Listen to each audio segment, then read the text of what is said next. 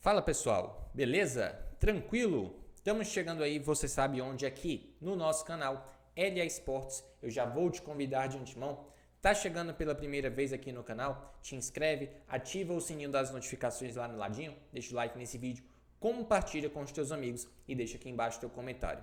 No meu nome, Luiz Eduardo, chega mais e vamos juntos para falar da convocação da seleção brasileira. O técnico Tite, que no caso chama a última, né? Na verdade, a última lista antes daquela que vai levar os jogadores para a Copa do Mundo do Catar, tá? Vamos lá. Começando que, além dos convocados, eu antes gostaria de dizer que esses jogadores, né, selecionados, eles vão para os amistosos contra a Gana no dia 23 de setembro no estádio Océane em Le Havre, na França, e também para o amistoso contra a Tunísia no dia 27 de setembro, no Parque dos Príncipes, em Paris, na França. Vamos logo começar com a lista dos convocados, né?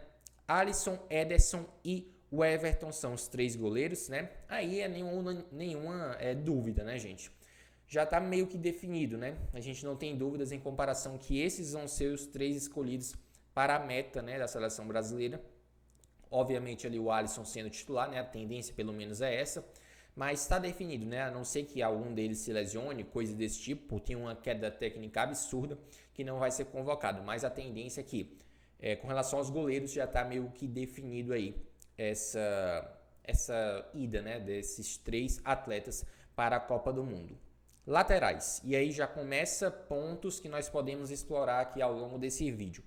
Um único lateral direito, o Danilo, e dois laterais esquerdos, Alexandro e também o Alex Telles, tá? Lembrando que esses dois jogadores foram convocados num contexto, né, obviamente, em que infelizmente o Guilherme Arana acabou se lesionando na partida contra o Bragantino. A gente deseja forças para o Guilherme Arana, para a sua família, isso porque o cara tava numa expectativa, né, gente, de ir para a Copa, né? E ele é um jogador que ele é diferenciado.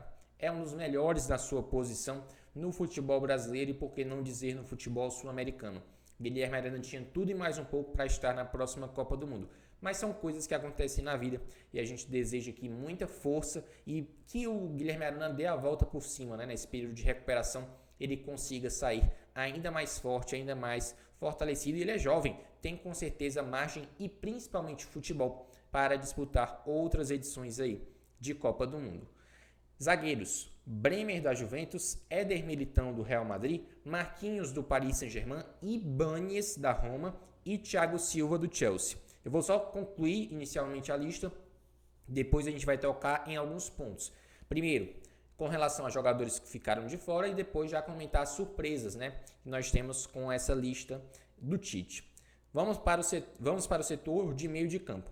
Bruno Guimarães, Newcastle, Casemiro, Manchester United, Fabinho, Liverpool, Fred, Manchester United, Paquetá, West Ham e Everton Ribeiro, Flamengo. Setor de ataque, Antony, Manchester United, Firmino, Liverpool, Matheus Cunha, Atlético de Madrid, Neymar, Paris Saint-Germain, Pedro, Flamengo, Rafinha, Barcelona, Richarlison, Tottenham, Vinícius Júnior, Real Madrid e, por último, Rodrigo, Real Madrid. Vamos já acrescentar aqui no nosso vídeo que faltam 72 dias para a Copa do Mundo. E essa, como eu já citei, é a última lista antes da definitiva, né, para a Copa do Mundo. Vamos lá. Primeiro vamos começar falando sobre jogadores que estão fora. Coutinho e Gabriel Jesus. São dois jogadores, né, que nas últimas listas eram figurinhas certas, carimbadas, mas a gente vai fazer uma análise individual, né, para cada um deles. Começando pelo Philippe Coutinho, ele atualmente está na equipe do Aston Villa, né? Uma equipe que obviamente não é top 5, não está no Big Six da Inglaterra, não disputa títulos, não disputa vaga nas competições continentais e principalmente Europa League e Liga dos Campeões. Então é uma equipe que está fora, digamos assim, do eixo das principais. O Coutinho, ele é titular no Aston Villa? Já foi, hoje não é mais. Ele vem passando por um período de instabilidade na equipe inglesa e não vive o melhor momento da sua carreira. Esse fator da falta, digamos assim, da regularidade pode ter interferido e sem dúvidas interferiu na escolha do Tite. Principalmente um ponto a gente tem que ressaltar aqui. No lugar dele foi convocado o Everton Ribeiro. E, inclusive, o técnico da seleção brasileira, ele já deu a sua visão durante a entrevista de hoje, que Everton Ribeiro e Coutinho brigam pela posição. Então, eles são concorrentes. Isso significa que obrigatoriamente vai um ou vai o outro? Não, mas a tendência é essa, ou vai Everton Ribeiro ou vai Felipe Coutinho. E o que pesa em comparação à escolha nesse momento, em comparação ao Everton Ribeiro que joga no Flamengo, no Brasileirão, em comparação ao Felipe Coutinho que joga no Aston Villa e também na Premier League? Que o Everton Ribeiro apresenta boas atuações com a camisa da seleção brasileira, o Coutinho também apresenta, mas o que acontece? Um está jogando no Flamengo, na final da Libertadores, muito provavelmente na final da Copa do Brasil e bem também no Brasileirão, jogando o fino da bola, retomando um dos seus melhores momentos na carreira, ele vive, sem sombra de dúvidas. É também o capitão do Flamengo, então todo esse contexto vai entrar. O Felipe Coutinho está em baixa, é reserva e não vem numa boa sequência na temporada. Então, esses dois aspectos, o primeiro, a regularidade no quesito atuações e segundo, o rendimento, né, obviamente, que o Everton Ribeiro já teve com a camisa da seleção brasileira, esses fatores pesaram para a escolha nesse momento do Everton. Mas isso descarta o Coutinho da Copa? Obviamente que não, até porque a gente sabe que o Coutinho é um dos queridinhos do Tite, né? E, inclusive, se ele voltar a jogar bem na Premier League, ou talvez até nem retome aquele nível espetacular e acabe sendo convocado. Essas possibilidades estão totalmente abertas. Vamos lá agora falar do Gabriel Jesus. Gente, essa foi uma das coisas que eu não entendi dessa convocatória do Tite.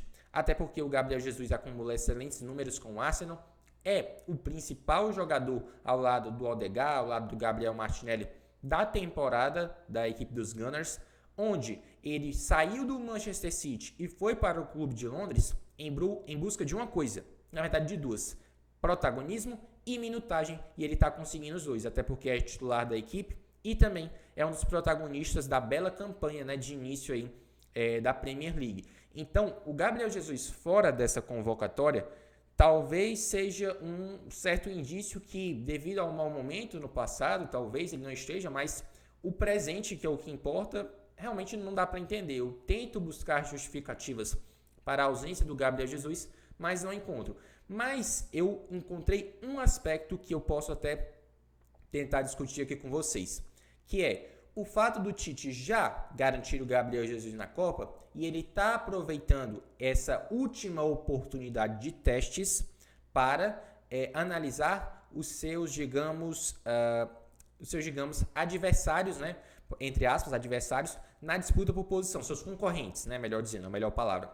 Analisar o desempenho dos seus concorrentes. E aí a gente fala de Matheus Cunha, falamos também do próprio Pedro e também do Roberto Firmino. Embora eu ache o Firmino com uma característica um pouco diferente em comparação aos demais, até porque eu vejo mais ele como um falso 9 do que propriamente como um centroavante de área, mas ele pode ser considerado um concorrente aí do Gabriel Jesus, tá? E o Gabriel Jesus vive fase espetacular, então a única justificativa que pode ser para ele não estar nessa convocatória é o Tite já ter ligado para ele e ter falado: Gabriel, tu já está na Copa, cara.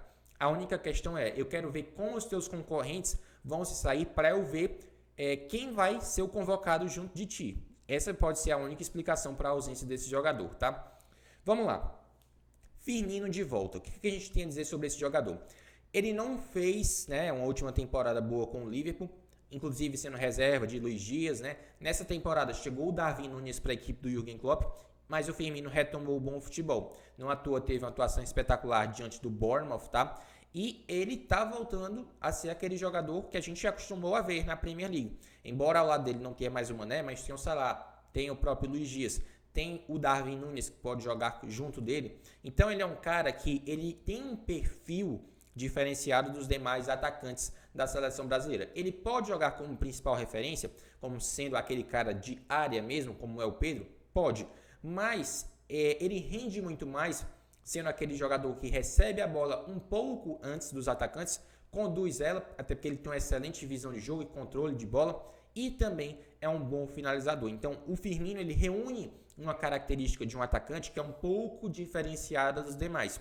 Ele não é aquele cara velocista, mas também não é aquele cara com super presença de área. Ele é aquele atacante que é técnico, que participa, tem envolvimento com o jogo. Eu falo também no quesito construção, tá? Ele pode ser inclusive utilizado como falso 9, que é justamente onde eu prefiro, inclusive, que ele atue, tá? Outro ponto que a gente tem que utilizar aqui, que a gente tem que abordar, na verdade. O Tite colocou somente um lateral direito, tá? Isso já prova, já deixa bem nítido pra gente que ele vai improvisar um zagueiro naquela posição, em caso, né, obviamente, do Danilo, que a tendência é que ele seja titular nessa equipe do Tite, ele improvisa um zagueiro, seja o Éder Militão, seja o Ibañez, que já jogaram nessa posição. E justamente a utilização de um único lateral direito vem naquele contexto de uma saída de 3 e o lateral esquerdo espetando mais. Esse espetar, obviamente, envolve características mais ofensivas, que a gente com certeza percebe muito mais no Alex Telles ao invés do Alexandre. Eu, particularmente, já manifestando aqui uma opinião pessoal, não sou o maior fã do Alexandre. Para mim, quem deveriam ser os convocados se todos os laterais estivessem disponíveis? O Alex Telles e também o Guilherme Arana. Se o Renan Lodge também estivesse em boa fase, ele disputaria posição com o Alex Telles, mas eu não sou o maior fã do Alexandre. Eu sempre acho que nas laterais deve haver um equilíbrio, um cara com características mais defensivas e um lateral com características mais ofensivas.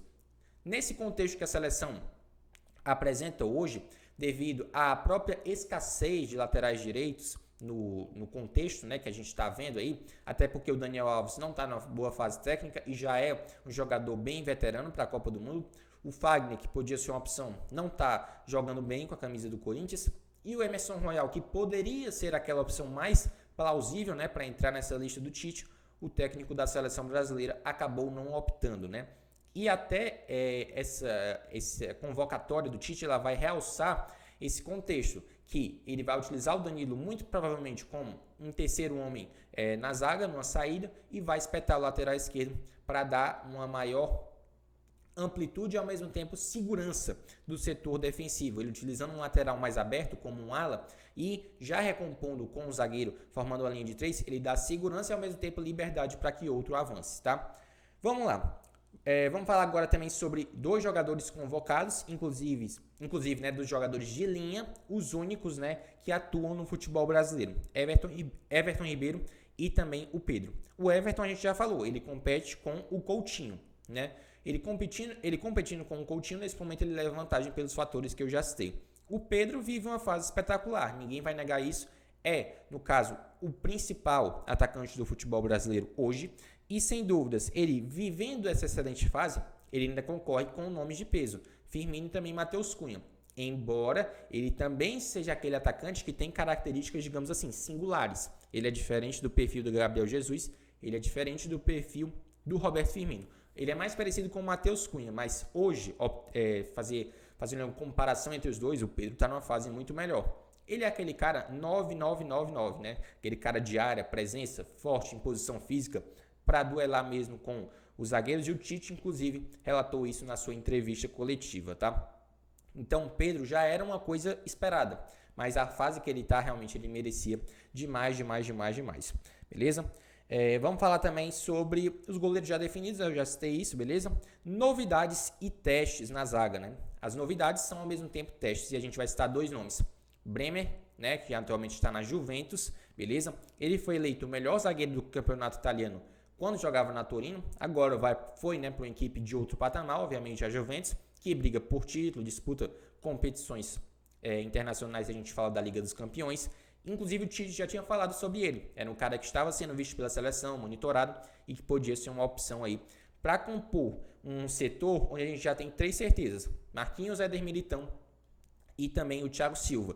Fica a questão, quem vai ser o quarto zagueiro e quem sabe até o quinto, né? Ele fez uma lista aí com 5 zagueiros, o que não descarta também a possibilidade dele levar mais um lateral direito, coisa e tal. Tudo ainda está aberto, né? Eu pelo menos prevejo aí 4-3 mais ou menos, nomes que ainda podem ser utilizados aí para essa lista, dependendo, obviamente, se ninguém se lesionar, tá?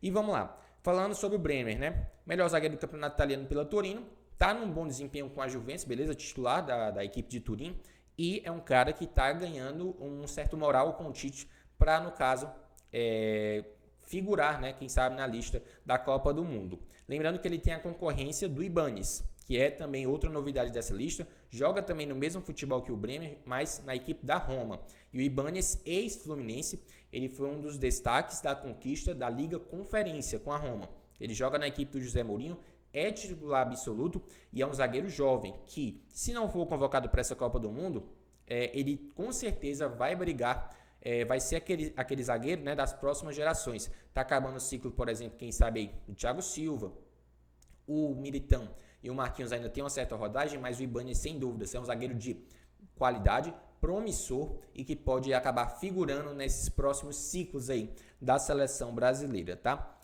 Vamos falar também que a lista é praticamente fechada, né, gente? 4 nomes mais ou menos aí para comporem, né, a lista final. Quem sabe um lateral direito, mais um zagueiro, ele pode fechar a lista em 4, 5 zagueiros. Tem a dúvida em relação ao meio de campo, isso porque Everton Ribeiro e Coutinho disputam posição. E no ataque, gente, eu queria inclusive falar sobre o Matheus Cunha, tá? É meio que estranho, tá, o Matheus Cunha ser convocado. Até porque o Gabriel Jesus vive em ótima fase, como a gente já falou, e poderiam ser convocados outros nomes ao invés do próprio Matheus Cunha, que não é titular, na verdade, da equipe do Atlético de Madrid, e também, não sendo titular, não vive os melhores momentos, mas eu acredito que o Tite vê potencial nele e quer dar, digamos assim, uma última chance para que ele possa, né, quem sabe, convencê-lo ou não, né? Então fica essa possibilidade, digamos ali, a última oportunidade para o Matheus Cunha, quem sabe, ir para a Copa do Mundo. Mas lista praticamente fechada e é realmente isso que a gente queria falar para vocês.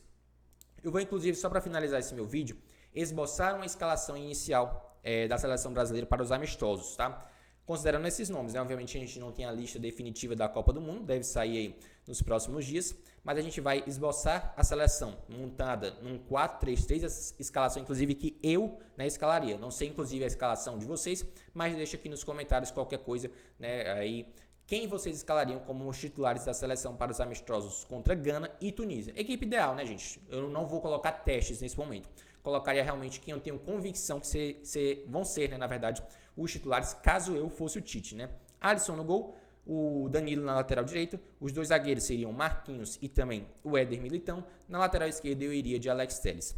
Os 3 jogadores de meio de campo seriam Casemiro, né, como o primeiro homem, seria no caso o Bruno Guimarães ao lado dele, e como meia de armação eu iria do Paquetá. Aí na frente eu iria com o Neymar, Vinícius Júnior e iria de Rafinha, tá? Mas o Neymar ele não cumprindo aquela função de um cara de referência, atuando mais atrás como se fosse também um falso 9. Então esse seria meu time: Alisson, Danilo, o Militão e também o Marquinhos, Alex Telles, o Casemiro e o Bruno Guimarães, Paquetá, Neymar, Vinícius Júnior e Rafinha, beleza? Esse seria o meu time para esses amistosos. Deixa o like nesse vídeo, te inscreve no canal, deixa o teu comentário. Tamo junto e misturado, falando sobre essa convocação da seleção brasileira para os amistosos contra Gana e Tunísia, respectivamente, nos dias 23 e 27 de setembro. Deixa o teu comentário, fala aí sobre a convocação da seleção. Quem você esperaria, quem você acha que o Tite acabou decepcionando, deixa tudo que tu quiser aí no comentário. Tamo junto e misturado, galera. Esse é mais um vídeo falando sobre a convocação da seleção brasileira do Tite. Até nosso próximo vídeo, galera. Valeu!